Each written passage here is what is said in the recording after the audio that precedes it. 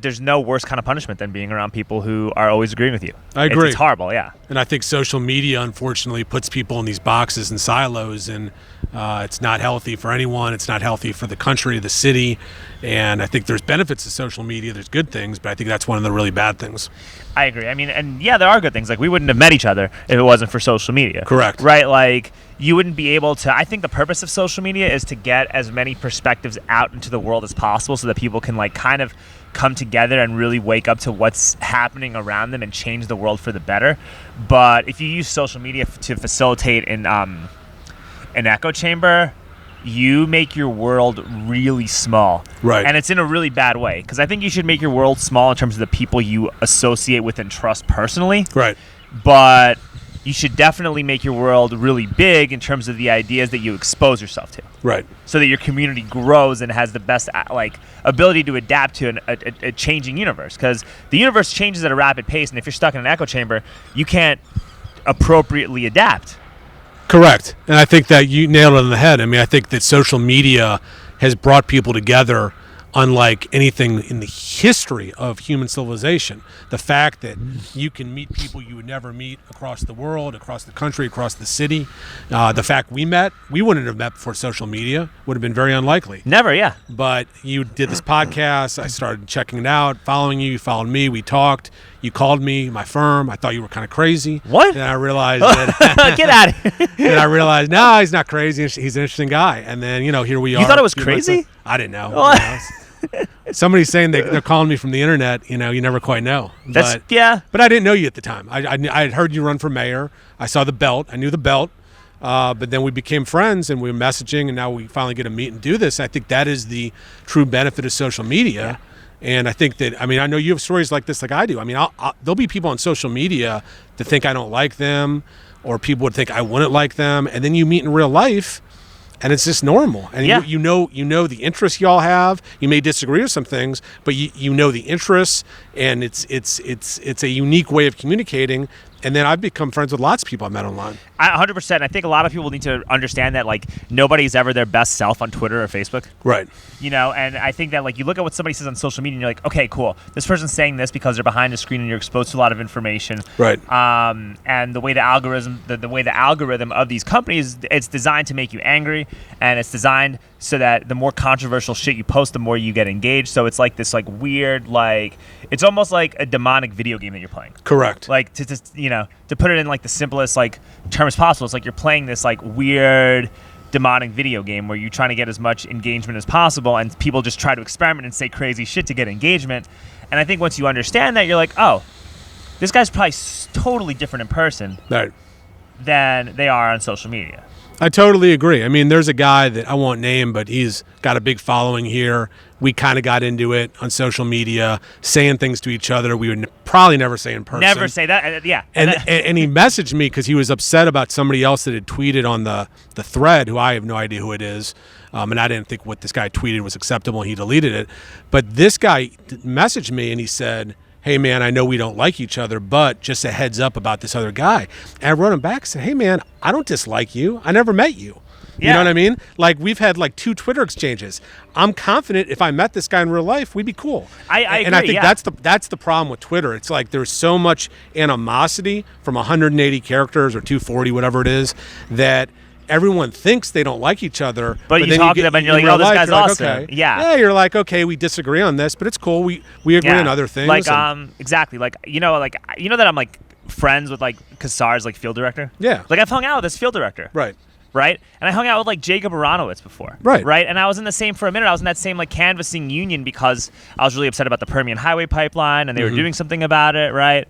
And, like, Ryan Rochert, like the Austin Young Democrat president. Yeah. So right after I ran for mayor, that guy had lunch with me and tried to talk to me about how to, like, start a pedicab union and help gain relevancy and, like, encourage more people through, like, social media and through discussion to actually take pedicabs and use pedicabs. And these guys are, like, really nice people, right? But, like, 100%. If I looked at them online, I would hate. Like, if I just only judged them by what they said online, I would hate them. And they would probably feel the same way about me, and that's why it's so important to actually like talk to people. Correct. And I think your point before the video started was the pandemic has been so bad for this because we all spent a year. I mean, a year. I didn't. I didn't either. But a lot of people didn't leave their house or apartment for a year and sat behind a screen. And it's almost like people forgot how to talk to each other. And we had been trending this way for a while, but it seemed that the pandemic's accelerated it.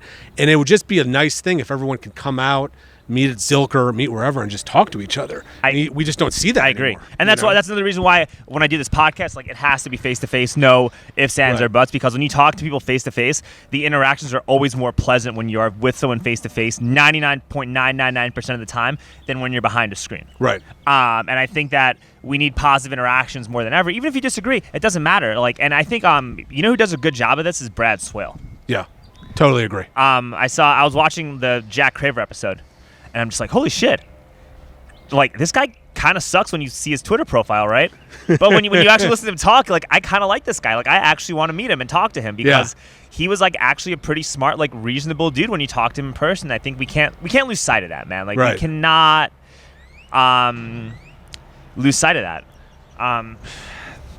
Especially with like what's happening right now, especially with like how there's so many elites that are like seem like they're centralizing power and centralizing more control as a result of this pandemic. And like, dude, I think we're at risk in a big way of becoming an actual fascist country. And I think that a big reason why, as to how fascism develops, it develops from people being pitted against each other. I totally agree with your point about people being pitted against each other. I mean, for example, if you are on Twitter or even Facebook, but Twitter is more intense, you think the world is burning down every single day. Yeah. And I remember I had this feeling a couple weeks ago where it was some hot Twitter thing. It might have been a police shooting or some incident that happened, something serious. And you kind of read it all and you think there's so much division in this country. And then I went to HEB and it was a diverse crowd. It was all different people, old and young. And everyone was nice to each other. Exactly. You know, everyone, you're like, wait a minute. And I had this moment where I was like, it was almost cognitive dissonance where I was like, I thought the world's on fire. And then you go to supermarket and you're like, people are nice. People smile. People are just living life.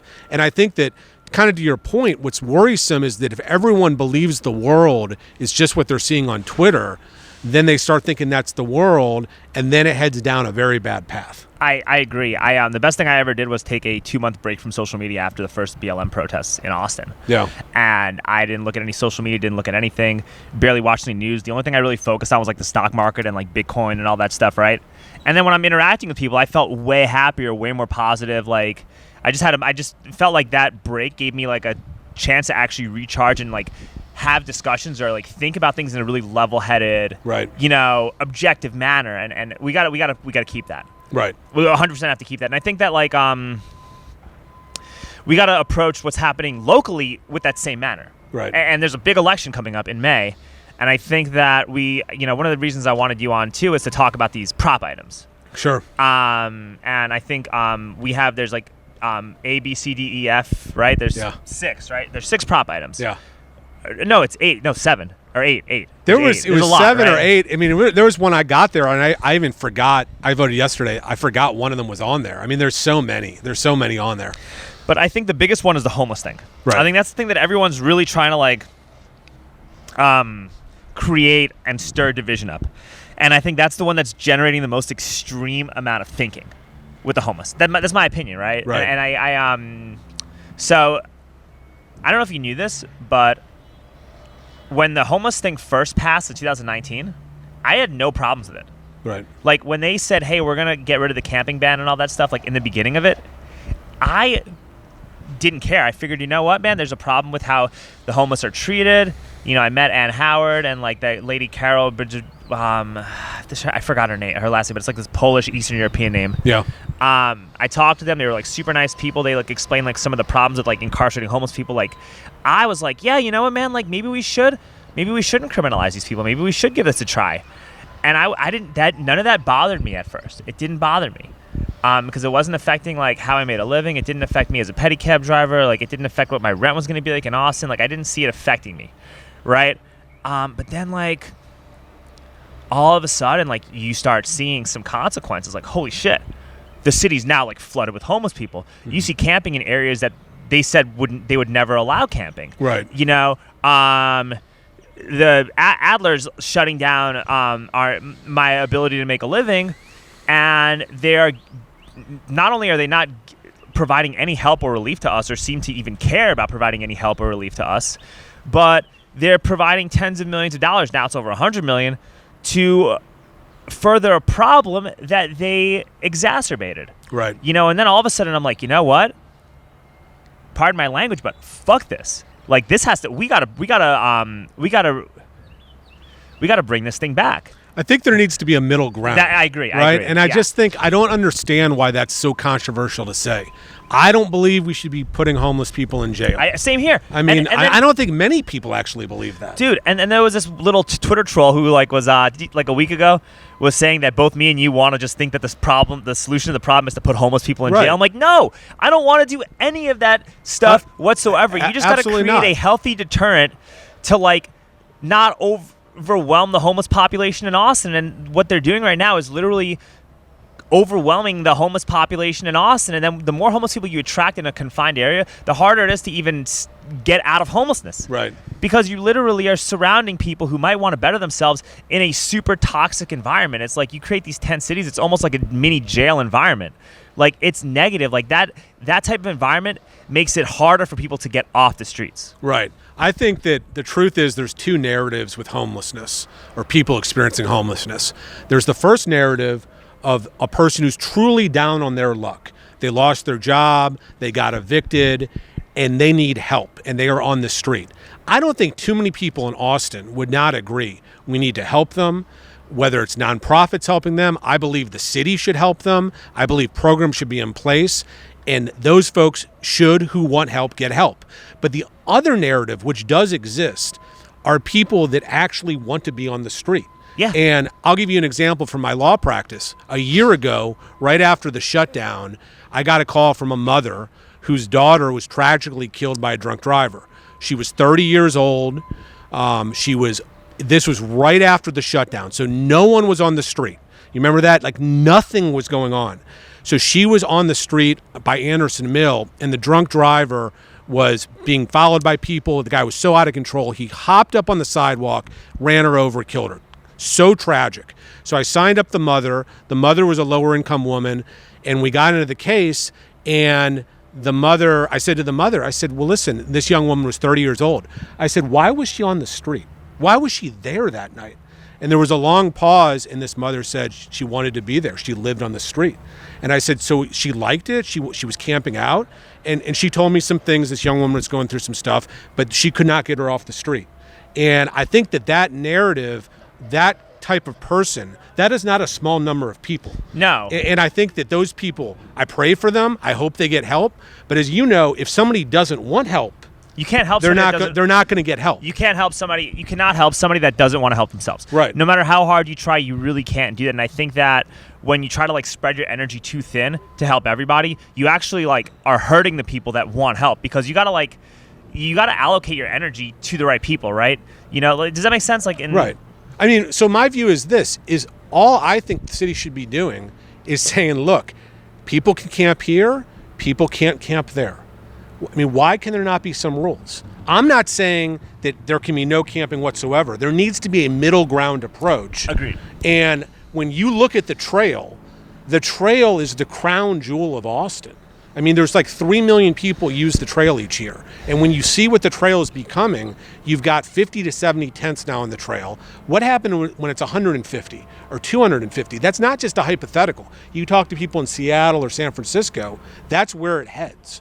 And I just don't understand why city leadership doesn't try to create a middle ground. And as you saw, Alex, they're now going to try to do it. They came out and they said they're going to try to do it, but then they're saying we're not going to enforce it. I mean, it's this kind of double talk that is put out there, where I'm not saying you need to put people in jail who don't enforce the rules, but there needs to be some rules. There have to be rules, and they have to be enforced. And it's also like, you know, if you're a small business owner, even if you're like a bartender, if you're a working person in Austin and downtown is flooded with homeless people, which is kind of what you're seeing, it's going to cause like a lot of people to not want to go downtown. Right. And that's going to that hurts people affect, like yourself. Yeah, like right. that'll affect your tips. That'll affect the amount of money that you're making. And then the city isn't doing anything about that because everything that they're doing is designed to drastically raise your taxes, which will in turn raise your rent and make it that much harder for working people to live here. So it's almost like everything the city's doing with the homeless, while it might be done with the best of intentions, which honestly I doubt at this point. But even if it is, it's the effect that it's having on like actual working people in Austin is it's hurting them tremendously, and it's hurting them a lot more than anything the city's doing to even help the homeless. Does that make sense? Like, correct. I mean, I think what's crazy, and you probably know this because you know a lot of people, but if you talk to people in City Hall, nearly everyone agrees this is not working. I mean, you've had Adler now admit it's not working. State Senator Sarah Eckhart admitted it's not working. I think Kazar is the only person who thinks it's working, and we can talk about him in a second. I'll talk about Kazar. I will talk about Kazar. Okay. Do you think Kazar actually like really believes the stuff that he's preaching, or do you think he's just playing everybody? I think he believes what he's saying. I've met with Kazar several times, and I don't know if you agree or disagree with what I'm about to say. I think he's one of the most authentic politicians in town. Really? Because what he says and what he does, he actually does it. For example, remember they shut down the police academy because of the BLM protests. Well, it was before that they did that, though, right? I thought. Did they? Yeah, it was before. Okay. It was but all of them during that were like, we're going to keep the academy closed. And the activists who wanted it closed had a set of demands they wanted done. And fast forward 10 months, most of those demands did not really get implemented. Some did, but a lot didn't.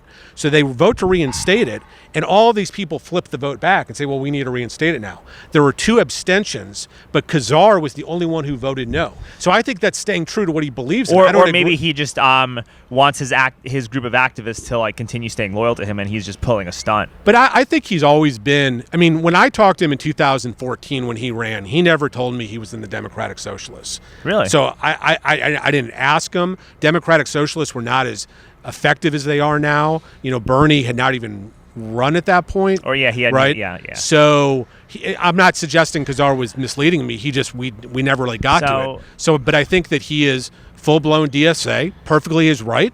I think he's got a lot of followers. I actually think he fully believes in what he's doing. So I'm gonna kind of disagree, and I'm gonna, or at least raise some of my concerns about that. Right. Right. So a couple of reasons why I'm not sure that's really true is because A, he was supporting Code Next. Okay. B, he like supported the soccer stadium. C, he didn't really seem to do much of anything when Project Catalyst took place to build a new domain on Riverside. Right. He's very. D, he got the second most amount of money from the real estate and development industry. I was just gonna say than any other candidate. So it's like, and E, he's kind of like a rich kid who comes from like a rich family who like went to school and like went to private school in Virginia, like went to UVA, spent tons of money, went to private school in like Bel Air and Houston. It's just like he's kind of like the opposite of what he claims to be representing, man. Like, well, I'll tell you, I had lunch with a real estate developer a few weeks ago, and this guy's going to vote for Prop B. He thinks there's tons of problems. Yeah. And so we kind of brought up Kazar, and this guy straight up was like, I love Kazar. I said, really? He goes, he lets any development go. He just wants affordable housing provision, but as long as you show him that, and so you give to the fund or whatever, he says you can build. And I was like blown away. And you're right, because you follow that part closer than I do, where you're exactly right. So I understand what you're saying, but I think in politics, you're always going to have some contradictions, this and that. I just think on the social issues, he has been very consistent. I also, just say something good about Kazar. I also heard from people who work with him that he actually is like a pretty hard worker.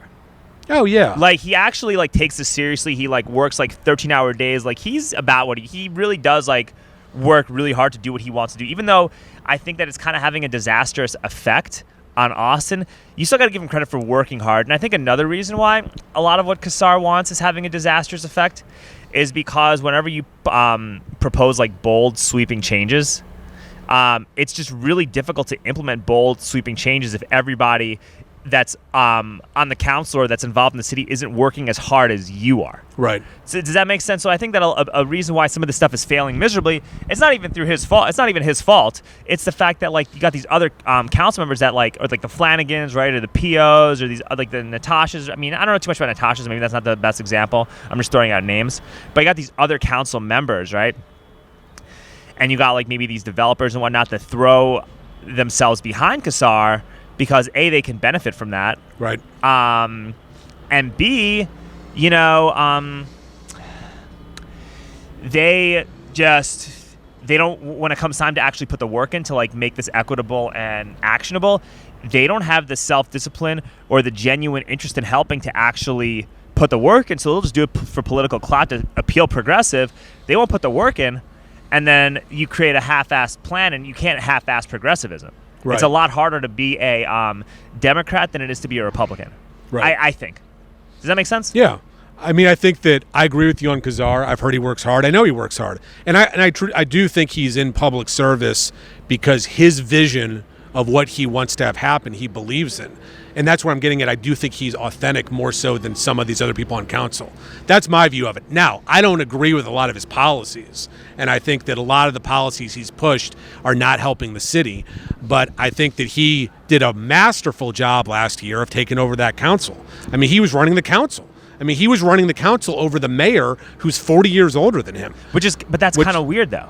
It's weird. Well, that's more of a talk about Adler, which we can get to in a second. We're gonna do that soon. But here's another thing. Here's my last thing about Kassar that really kind of got me upset about him, because I met him like a couple times when I was running for mayor, and like I said, when I met him, he was cool. Yeah. Like he was a really cool guy. He's a social guy. He was cool. He's fun. He seems like a really fun guy to hang out with.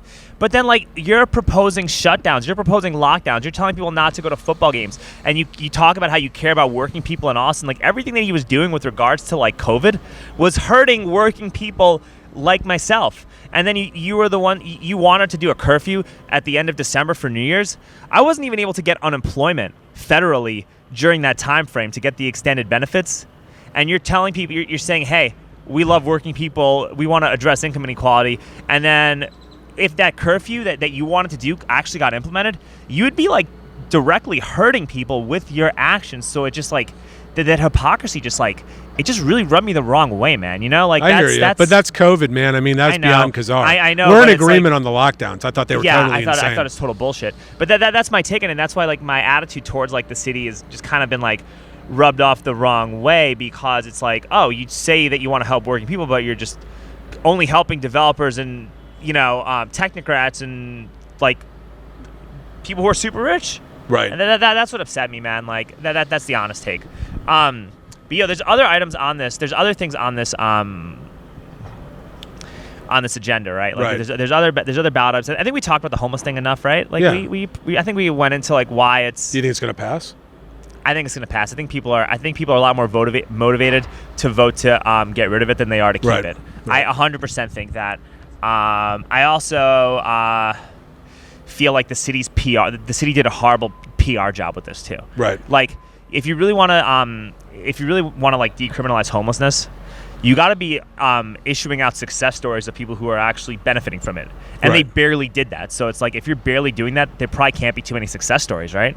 Well, I talked to someone who you actually mentioned earlier who was involved in the homeless stuff before she became a county commissioner. That being Ann Howard. Okay.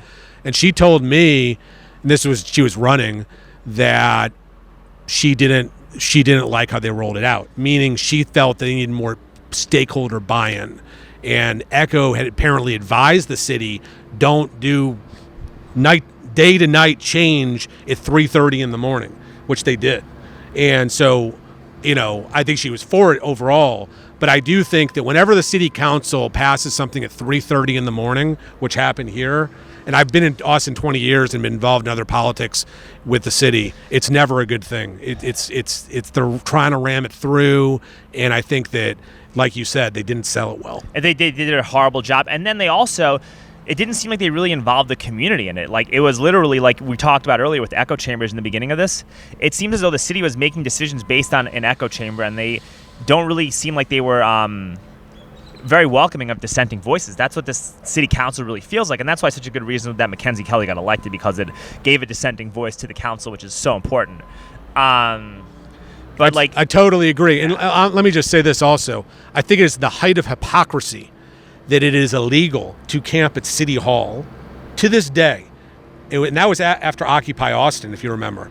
Yeah, well, I moved in 2013. So there was Occupy Austin. You had the activists camping at City Hall for about 4 months. And then one night, the city manager said, everyone's gone. They kicked people out, sprayed everything down, and put in a rule that said no camping at City Hall. So to this day, you are not allowed to camp at City Hall, but you were then allowed to camp at the trail. And in my view, that is the height of hypocrisy, because if the city's going to have skin in the game, open up City Hall or those front steps and let people camp. I mean, am I wrong? There's no argument. That just shows, to your point, the messaging and why people have not bought into this, of how even during the storm, I remember tweeting, open the City Hall garage. That thing's huge. Let people who are experiencing homelessness go into the City Hall garage. No, it's closed. We're closing it. And, you know, they still won't release the number of people that died here. You know that. And so I think the death count, they didn't open up the garage.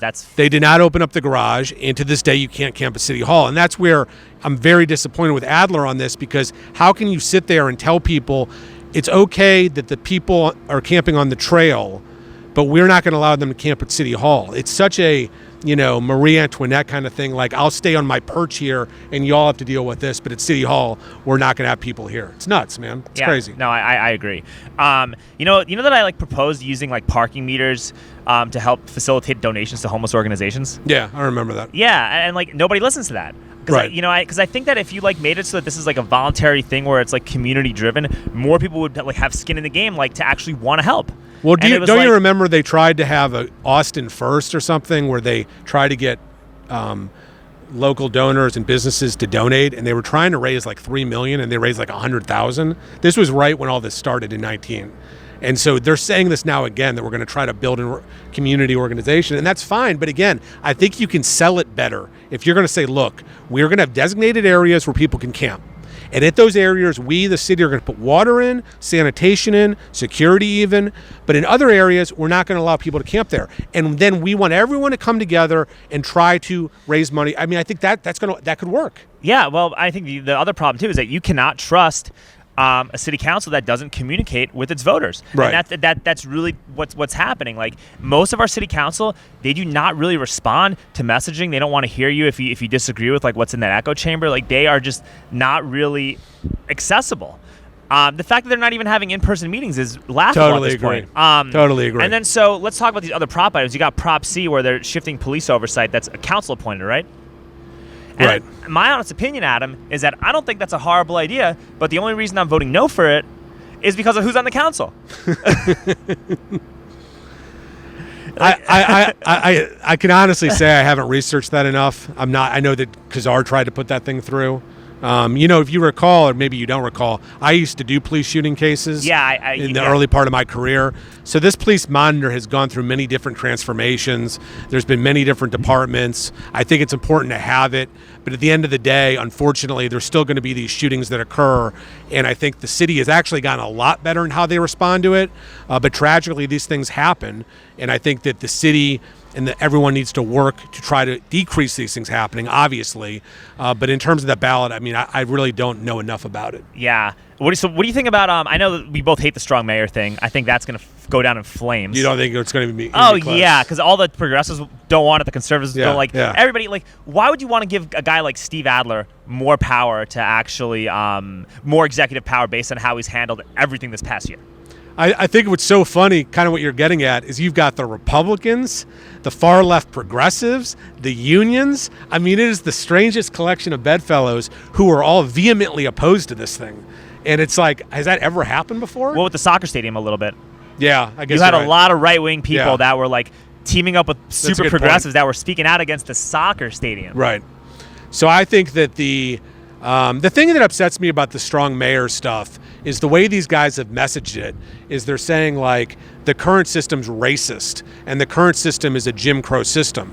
But as you know, before 2014, before the 10-1 structure that we have now, we did really have, in fact, a racist system, meaning we had 7 people on council, citywide vote, so everyone was coming from West Austin, and then there literally was a black seat and a brown seat by gentleman's agreement. I mean, that's how racist it was, that there was actually an agreement that we're going to put a black person in this seat and a brown person in this seat.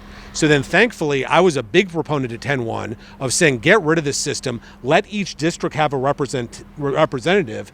And that passed in 14. So what have we seen? More diversity on council. It's a female council now, or majority female council. And it is a much better system than the one before. But now all of a sudden, people pushing strong mayors saying 10-1 is racist. And it's just like, how that makes no sense because they don't. The only straight white male on the council is Mayor Adler. Right. And as a Jew, he's right. not even white. Like you right. know, like the white supremacists don't even think like any of us are actually white people. Right. So it's like we literally don't have like an actual straight white male on the council. I think if you're a white supremacist, you'd consider Adler a Jew, not white. You're actually correct. So it's a very diverse council in many ways. And so I just think that the whole messaging has been weird. I know the people pushing it, I think they're good people. But I think that I don't know exactly what's going on here. I don't know if you do. It just seems odd. I'm not making any judgment on a lot of these progressive groups lobbied for it at first. And I'm like, why would you lobby for that? Like, it just seems... Well, it's just like the guy Andrew Allison running it. I've only heard good things about him. I have no issue with him. But why is a dude spending $200,000 to do this? I mean, is there another reason? I mean, everyone's like, he doesn't want to run for mayor. He just thinks this is the better system. Dude, that's a lot of money. Especially with all these progressive platitudes, you should be wanting to put that money to help working people, right? Not to give Adler more power. And dude, do you think Adler would run again if there was a strong mayor? I don't think he can, right? He did his 2 terms. He can get a petition going. He said he hasn't. He said he won't do it. I don't think he would, but he actually could. Dude, I think he would have almost got recalled if that movement was a little more organized. Right.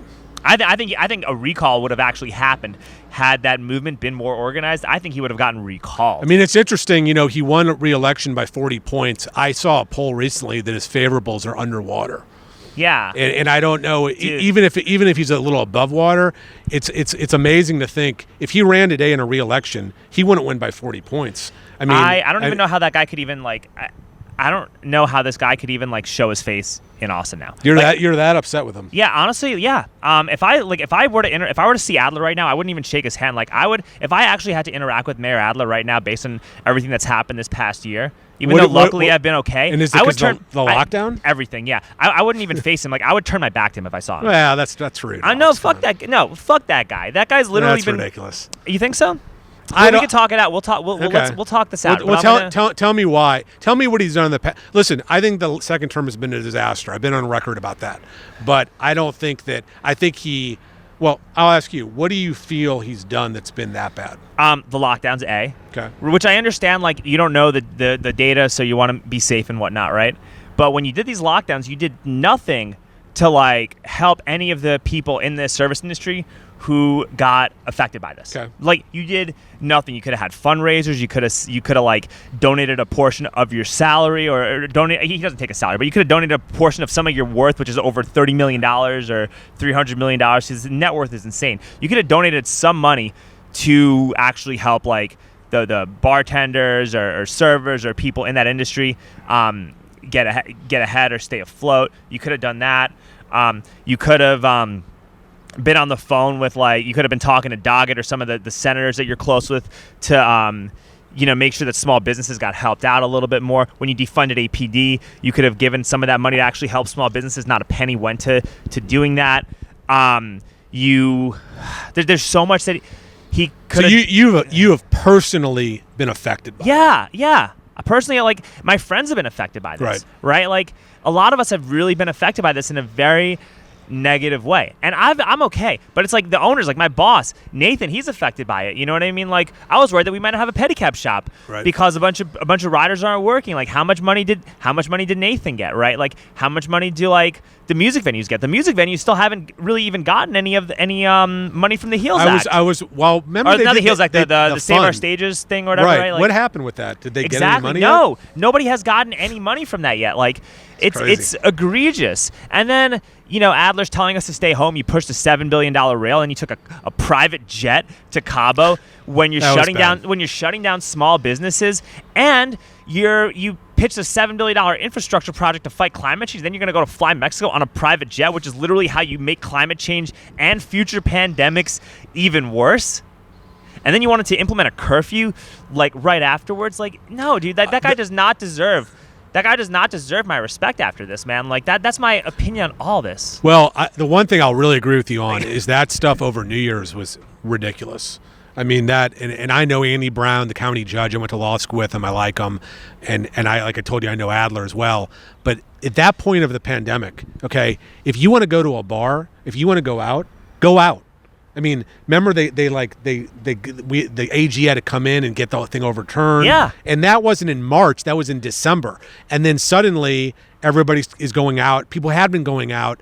So I agree, it was way too heavy-handed. And I think at a certain point, especially when it's showing that the people really hammered by this are older people who are not going to be going out to bars, I think that was a very heavy-handed move to try to keep power. Yeah, or it's almost like you have something to financially gain from destroying small businesses because you and your real estate buddies get to buy more property. Like, it just seems, it really seems off, you know? Like, so do you think if he could run again, do you think he would not win? I think that if we had honest there's no way that he would win if we had honest elections in Travis County. Yeah, like if he were to win again, I would know for 150% fact that we don't have honest elections in Travis County. You tweeted that about the Flanagan election, and you were right. Yeah. I mean, well, you said there's no way McKenzie doesn't win this if this is an honest election, and I kind of laughed at it because I think they're honest elections. We can disagree on that, but you were right in terms of the energy she had, that her team had, that the field had, and you were right about that.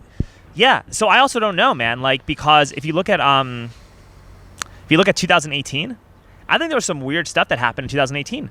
And I'm not saying that because I didn't win mayor, right? I make jokes about how I lost the vote. Like, I know that, right? But it does seem odd that Adler got 60% of the votes because Morrison had a lot of neighborhood support. Right. People did like Morrison, and people were pretty pissed off about Code Next. There was a lot of controversy with the soccer stadium. But she barely ran. I mean, she barely raised any money. Yeah, she was very militaristic. She was very nice, but she didn't have much charisma, you know, like.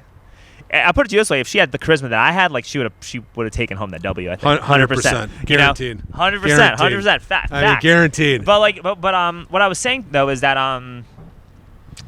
you know, if you look at like Gus Pena got 19,000 votes, and that guy didn't really campaign. Like he, you know, didn't have a social media presence. Like he, super awesome, cool guy, but like he didn't really articulate himself very well. Like barely talked in complete sentences when he like actually spoke and presented himself. He got 11% of the vote. That just seems odd that guy got 11% of the vote. And then all the prop items passed except for J and K, and J barely failed. Like I think there was definitely like I'm not gonna make any crazy statements, right? But some of what I saw in that election did seem a little odd. That's all I'm saying. But this was a good point by Mike Clark Madison in the Chronicle. I didn't even think about this. Remember, the homeless issue was going to be put on the November ballot, but they had the signatures, but the clerk kicked it out because they didn't want it on the ballot. But ironically, if it had been on that November ballot with record Democratic turnout, it likely would not have passed. Exactly. But then they get it on the May ballot, and it's actually probably going to pass now. Maybe it's because they just secretly want it to pass. I don't know. I just thought that was a very good observation by him, and I think that was a mistake because it seemed to me they had enough signatures in November to get it on there, and I think that the city was really surprised that Makoviak and his team were able to get even more signatures to get it on the May election. So, strong mayor, we're against it. So, but that's the other thing too. We're talking about voting, right? And there's another item to try to get the mayor election to take place during the presidential election, right? And I think that is a horrible idea. Tell me why. Because the more people that go out and vote, the easier it is for like super well-funded candidates and super well-funded causes to manipulate low-information voters into voting for something that could hurt them. So you're against more democracy then? I'm not against more democracy. Don't put words in my mouth. What I'm saying though is that like, in order to have an effective democracy, you need people who, you want the voter turnout to be people who kind of understand what they're voting for. Right. And I think that when too many people get manipulated into like voting through ad campaigns and social media, you wind up getting candidates who who are just really good at manipulating people and selling people the idea of voting in mass, versus like when there's less people voting, you have to actually communicate value as to why people should elect you. And I think that's probably more important considering what's happening right now. Well, you recall they used to do the election in May, and that was crazy because they would have like 5% of the city voting. So that's too low. That's too low. So you think the midterm is a middle ground? I think the midterm is probably how it should stay. And I also think that, like, remember when in 2018 when Beto ran? Yeah. I think that Beto running had a huge impact on how the 2018, not only did the city council races, because they elected a lot of developer-friendly candidates that literally rode Beto's coattails, which has not been good for all of us. Look at what's happening. And then you also have, like, Prop J failed because of that. What was J? Prop J gave people the opportunity to vote when the city came up with the land code. Okay. Which we should vote on our own land code. Like, this is our land. Like, this is where we live. Like, we should have a say in terms of how our city gets shaped. And it failed, and I think a big reason why it failed is because you had all these advertisements that said, don't Trump Austin, you know what I mean? And all the same people that said, don't Trump Austin, were posing with Beto, and were speaking with Beto, and Beto was having rallies with all those pro-developer candidates, and it was all, like, tied in, man, you know? So I think that, like, when too many people are, like, out voting, this is going to sound like it's unpopular. Like, I'm going to get a lot of shit for saying this. It's fine. I mean, you got your right to say it. I'm kind of indifferent about it. I think that it's there should be a middle ground with the local elections. I don't know. I think midterm. I mean, I think the May election was a disaster. I remember going to vote in a May election. It was Leffingwell versus McCracken, and I went on election day, and there was like nobody there. Yeah. There was like literally no one there. So I don't think we should do May. So I think the election should just be during governor.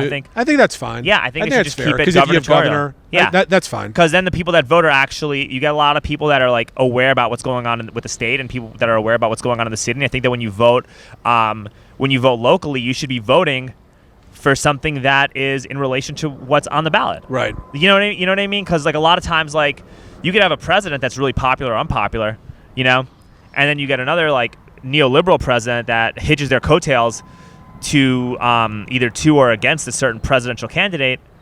And then you get a bunch of people that will just, you know, vote by association, and that's not like exactly good. I don't think that's good. I hear you. So that's my take, man. Like, and also, didn't Hitler get elected democratically? Right, like from one Jew to another, like Hitler got elected democratically. Right. I believe he did, or he got elected chancellor or something like democratically. Like that isn't good, man. You got to do things to like prevent that from happening. And I think that when there's like. I think that when too many people are like out voting, you could easily manipulate like a really bad I hear what you're saying. That's my take on it, man. I kind of am indifferent. I'm much more interested in your take on democracy dollars. I think this thing's so interesting. Democracy dollars. I think it's so goofy and so. You think? Okay. I think it's interesting as an idea, but I think it's like, you know, one thing to keep in mind. This thing is an amending the charter, so. If this thing passes, it's going into the city charter, meaning that the only way to change it is there needs to be another election to change the charter. In other words, council can't change democracy dollars once it starts. So I had a council person call me about that after my interview with Brad, saying, make sure you say that because it's not like this. There's no return from this. My view on it is I think that with the rise of small dollar donors, as we saw with Bernie, as we saw with Mackenzie Kelly, Vanessa Fuentes, you can get enough small dollar donors that we don't need to be giving taxpayer money in the form of a voucher to someone to turn around and handle a political consultant. So can I ask you a question though?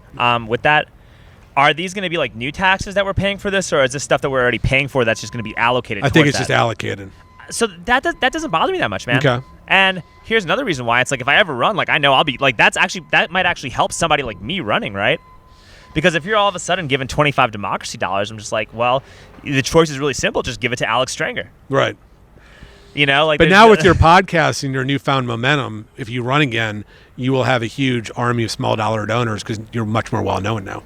This is true. And do I really want to run again? Honestly, probably not. Probably not. You know, unless I have to, right?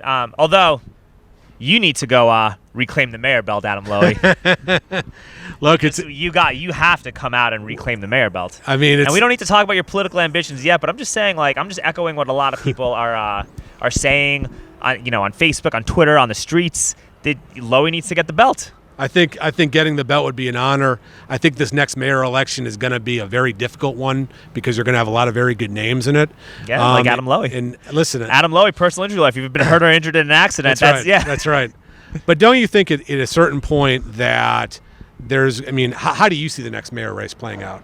I feel like I'm talking to the next mayor of Austin right now. I don't think you're talking to the next mayor of Austin. I feel as though I'm talking to the next mayor of Austin. I feel like I'm talking to the next mayor of Austin. That's my honest opinion. I don't think you were talking to the next mayor of Austin. Oh, but stop. You're being really modest. I appreciate you're being extremely Look, modest. I think he's the mayor of Austin. I think it is a very difficult job. It's a thankless job. It's a very important job.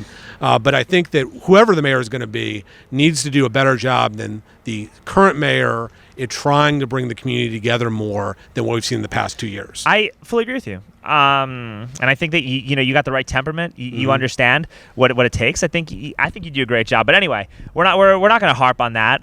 We'll let the viewers decide. They're all going to say yes. But anyway, so let's go back to Adler. Like, what do you think Adler's like legacy is going to be, man? And you knew Adler, so let's keep going on about. Let's close off really talking about like Adler's legacy and all that. I think that Adler, if he finished his first term and just called it a day, would have gone down as one of the best mayors in the history of the city. I will tell you that there was talk in 2019 from his camp about him running for governor. And at the time, this wasn't like, it was more like 2018, but it was coming off that election victory. And at the time, I remember thinking it wasn't like crazy talk. I didn't think he'd win, but it seemed credible to me. Now, in what happened in the past year and a half, it's laughable, right? Yeah. Because of what happened. Yeah. So unfortunately, because I personally like him, I think he has a very mixed legacy at this point. And I think that he has an opportunity to change that in the next 18 months if he can implement some rules and try to getting back to a moderate governing approach. But I think he's currently chasing a white whale with this homeless stuff, and he's just going to keep doubling and tripling down. So him leaving office, I think he's going to have a very mixed legacy at this point. I think you're being very generous. I think, look, my take on this is this, right? I think that if Adler were to be like, hey, man, I think we messed up with how we did the lockdowns. We messed up with how we neglected small businesses in the service industry. We have X amount of dollars in our rainy day fund where literally there's an item on the council to like slash certain money from the police departments. If we started saying, hey man, let's just put this into small businesses, let's put this into our service industry, let's put this into the music venues, let's give these venues, let's give the people who work there the money that they need, let's do it now. We should have done it earlier. I made a mistake, I'm really sorry, and they did that. I think that would go a long way towards restoring how he's viewed. I really do. I really honestly do. And there's a lot of people say that like Adler's like soft or that he's like just privileged and all that stuff. But I never believed that. Like, I think that my honest opinion of Adler is that I think he's kind of like a stone cold gangster, dude. Like, you're laughing at it, but I think that, like, look, this guy's self-made, right? This guy's self-made. Is that right? Yeah, he's come a very long way. He's come from very humble beginnings. I think his parents died when he was pretty young. He got himself into Princeton, got himself into UT Law, and then he started one of the most successful eminent domain firms in Texas. So he's come a very far way. I think I more view his second term as he cratered to Kazar, and he let Kazar take over and run the council. But why? That is the eternal question. Why? I mean, that's a question that I look forward to one day having lunch with him if we can do it, because I want to know, did he actually change his policies, or did he feel that this was the momentum that he was going to lose if he stood up to it? He's a big person of having unity as a council. Remember, they always wanted these unanimous votes. But in my view, and I'm sure yours, if there's a 7-4 vote, who cares? Like, that's democracy, right? We all don't need to agree on everything. But he's very much on let's try to agree on everything. So I think that Kazar was able to get Flanagan, Delia, a few other people, and either Adler believed it, or Adler was like, you know what, I'm not going to be on the losing end, so I'm just going to go with it. Maybe, but Adler also seems like somebody that you would not want to fuck with. Like there is like a vibe that Adler has. Like, even though he has a quiet demeanor and whatnot, like there's a vibe that, like, and even though I'm saying what I say and I'm being critical, I'm doing my best to be respectful about why I'm critical. I have a personal reason as to why I feel this way. Right. But like, that being said, like I'm gonna watch. I even when during the mayor stuff, like I'm never gonna say anything like that goes too far in terms of being disrespectful to someone like that, because that's a guy that, like, you could tell I would not mess around with that guy. That's not a guy you fuck around with. I don't think that, but maybe I'm wrong, right? I think he's a genuinely good person. I think he's in a very difficult job. I don't think the second term has been good. But again, I'll give you this point, Alex. COVID affected my business in certain ways, but overall, it didn't affect it that much. It affected you in a lot of ways. Yeah. And when you live through something like this in the service industry, where you have the government saying we're going to lock down everything, we're not going to have bars open or restaurants open, then you have the state in May say let's open up to 50%, and you have the mayor here saying this is such a mistake, we need to stay shut down. He would have kept the city shut down, but for Abbott, for 6 more months. I know. I mean, exactly. That's another reason why I'm like, I don't want to ever even look at him. That's exactly case in point. Like, if correct, and that affected your life. That affected your ability to pay your rent. Yeah, you don't give a shit about my ability to pay my rent, pay my mistake. bills, buy a house, accumulate assets. Like, it's like almost like it's being done under a scepter of elitism is like what it felt like. It was a power grab. Yeah, it really like hurt me, man. Like, because I liked him. I wanted to have like Passover dinner with him and go to like a baseball game with him. Like, I liked him a lot, man. Like, I really did. I liked him. But this is just, I'm more like hurt than like angry. You know what I mean? Like, I'm just very hurt by the whole like way it was handled and the way it was like the way it was communicated. But I also do know like that he did come from humble beginnings, and I know that he was like the first person in his family to like go to college, and I know that like you have to have like a really strong character and be like super motivated and very ambitious to even have gotten to where he is. I think the thing is, so like he was putting stuff out like with Escott. The thing that just drives me crazy to this day is they put out in July that if we open schools, 1,300 kids are going to die. Remember that? Yeah. I mean, they literally just said this. So the statistics are like no kids died, and the very few that did had other complications. But statistically, it was next to nothing that died. 1,300 kids did not die here. God forbid, I don't think one died here. So they put this stat out, and then it doesn't happen, and no one is like, were you wrong? No one will say we were wrong about this. We're sorry, we screwed up. And to this day now, AISD is having to walk door to door and beg students to come back to class because no one wants to come back. And so it's going to cost AISD $30 million in funding, apparently, because of this messaging. And you don't see any sort of responsibility of somebody like Adler or Escott saying, you know what, we screwed up. We made an estimate. It was wrong. Please get back into school. That's what really upsets me. Yeah. I think a lot of it's messed up. And also the idea of kids wearing masks, I think, is really messed up also. I think it's so bad for their development. It's like you're depriving like yourself of oxygen. It's going to affect your ability to learn if you're wearing it for a prolonged period of time. And I think like they could have communicated the mask thing better. They could have just literally said, hey, man, wear your mask in the grocery store for now when you're around a bunch of people. But if you're outside, take it off and breathe fresh air. Go exercise. Go get your vitamin D. Go, figure out a way to interact with people while being safe and intelligent. But in certain areas, there's got to be some restrictions until we get a handle on how this affects people. Or they could have, for next year's budget, try to like allocate more money to building more hospitals. Didn't do anything. Right. Like nothing was being done to actually prepare for any pandemics in the future. So it's like you just got to shake your head and like, dude, what's going on? Like you got to shake your head at these people when it comes to this, right? Well, I mean, because you're in shape. I mean, if this country or this city told people everyone should go outside and walk 30 minutes a day, do you know how good that would have been for a reduction of COVID deaths, for a reduction of so many health issues? And it's like Michelle Obama did this, the MOVE campaign. Like that was a great public health campaign. So we're in the middle of a pandemic, and what's these people saying? Stay inside. Don't go outside. I mean, it's crazy. He closed the parks in like Correct. April. Like, it was totally insane. Yeah, people should have been outside nature from day one, and they should have been walking, getting in shape, and it would have been a better public messaging than staying inside with an airborne virus in which the virus circulates better inside. So I think, a lot of this was fog of war stuff at the beginning. I'm not that critical for the first few months, but once the data that they had for 4 months came out, especially about children, I had my kids back in school in May. Because I looked at the data, and you're from New York. This stuff tore through the Orthodox communities in New York in March. Thank God no kids were killed. Those communities in like Brooklyn, they've got like 10 to an apartment. So if you have those killing old people, COVID killing old people in Brooklyn, but thank God the kids were spared, you should draw a conclusion from that. Right? And no one did that for about 9 months. Yeah, 100%. And then a lot of COVID cases are actually down in those communities now because they already got it. Correct. That's exactly right. So I think we're on the tail end of this, thankfully. I think so. People are getting, the traffic's back to pre-pandemic levels. Yeah, I don't know what you're seeing in your work. It's been good. It's been really good. It's been really good. We've been doing pretty well. These past weeks have been, thankfully, super good. Dude, it is going to explode this summer.